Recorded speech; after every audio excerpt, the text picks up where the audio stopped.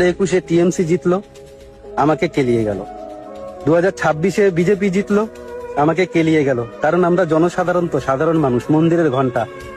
সঞ্জয় বাগচি পশ্চিমবাংলার একজন content creator, আর তাকে টিএমসি জিতলেও কেলায়, বিজেপি জিতলেও কেলায়।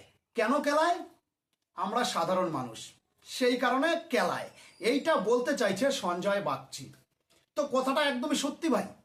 কি কারণে আর কেন সঞ্জয় বাগচিকে মারা হলো? কি কারণে মারা হলো?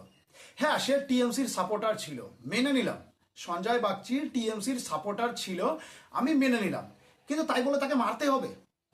তাকে মারতে হবে? তাহলে কিভাবে রামরাজ আসলো? কিভাবে রামরাজ আসলো? আমি এই জিনিসটা বুঝতে পারলাম না। আজকে পকেট পরোটা রাজুদাকে নিয়ে কথা হচ্ছে, আজকে সঞ্জয় বাগচিকে মারা হচ্ছে কেন? বং মিডিয়া এত বড় মাপের একজন কন্টেন্ট ক্রিয়েটর, তাকে নিয়ে কেউ কিছু বলছে না। কেশব দে একজন সিঙ্গার পশ্চিম বাংলার, তাকে নিয়ে কেউ কিছু বলবে না। কেন জানো? তারা অনেক ওপরের লেভেলের মানুষ, তাদের কেউ কিছু বলবে না। দেবকে কেউ কিচ্ছু বলবে না, রচনা ব্যানার্জিকে কিছু বলবে না।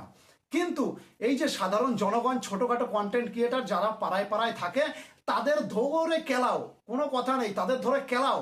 কেন তারা টিএমসি কে সাপোর্ট করেছিল? আরে ভাই, টিএমসি কে সাপোর্ট করেছিল ভালো কথা, টিএমসি জিততে পারেনি, রামরাজ এসেছে ভাই, রামরাজ। এটা এটা রামরাজ।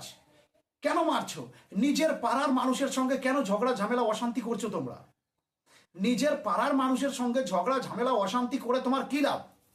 ওপরের নেতারা ঠিকই আছে, শুভেন্দু অধিকারী জায়গায় মুখ্যমন্ত্রী, দিলীপ ঘোষের জায়গায়, আর আমরা আমাদের জায়গায় থাকতে চাই। পরিষ্কার কথা, কেউ কারো গায়ে হাত তুলো না, দয়া করে কেউ কারো গায়ে হাত তুলো না। আমি শুনলাম নাকি সঞ্জয় বাগচির নাতনিকে পর্যন্ত ছাড় দেওয়া হয়নি, ছোট্ট একটা নাতনি, তাকেও মারা হয়েছে, তারও মাথা ফেটে গেছে।